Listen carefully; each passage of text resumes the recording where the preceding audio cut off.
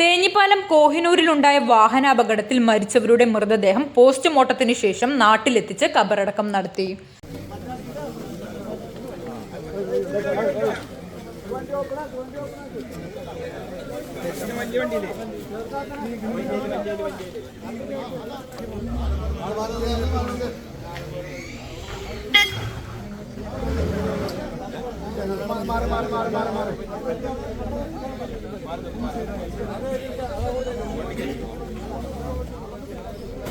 ചങ്ങരംകുളം ആലങ്കോട് സ്വദേശി മണാത്ത് മജീദിന്റെ മകൾ ജഹാനയുടെ മൃതദേഹം ആലങ്കോട് ജുമാ മസ്ജിദ് ഖബർസ്ഥാനിയിലും പന്നിത്തടം ചിറമനങ്ങാട് സ്വദേശി കോട്ടപ്പുറത്ത് ഷെഫീദ്, ഭാര്യ ഷെഹീന എന്നിവരുടെ മൃതദേഹം പന്നിത്തടം ജുമാ മസ്ജിദിലും ഖബറടക്കം നടത്തി.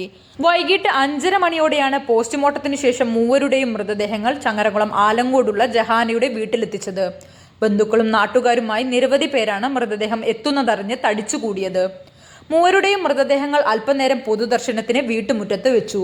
6:30 ജഹാനയുടെ മൃതദേഹം ആലങ്കോട് ജുമാ മസ്ജിദിലേക്കും ഷെഫീദ്, ഭാര്യ ഷെഹീന എന്നിവരുടെ മൃതദേഹങ്ങൾ ചിറമനങ്ങാട് ഷെഫീദിന്റെ വസതിയിലേക്കും കൊണ്ടുപോയി.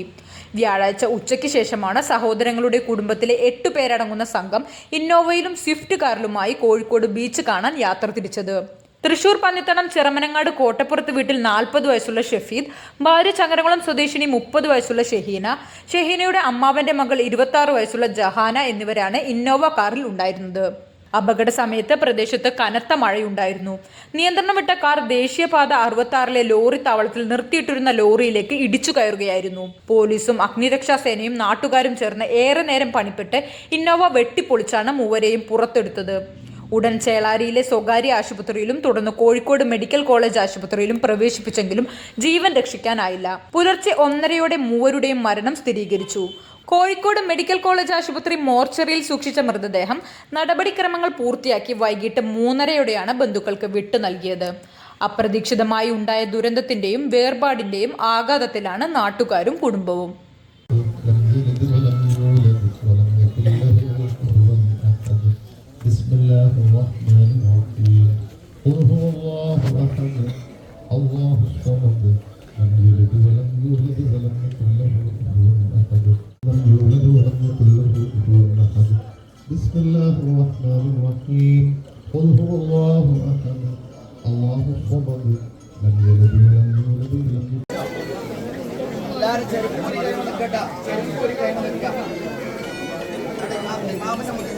ശരിയാവില്ല.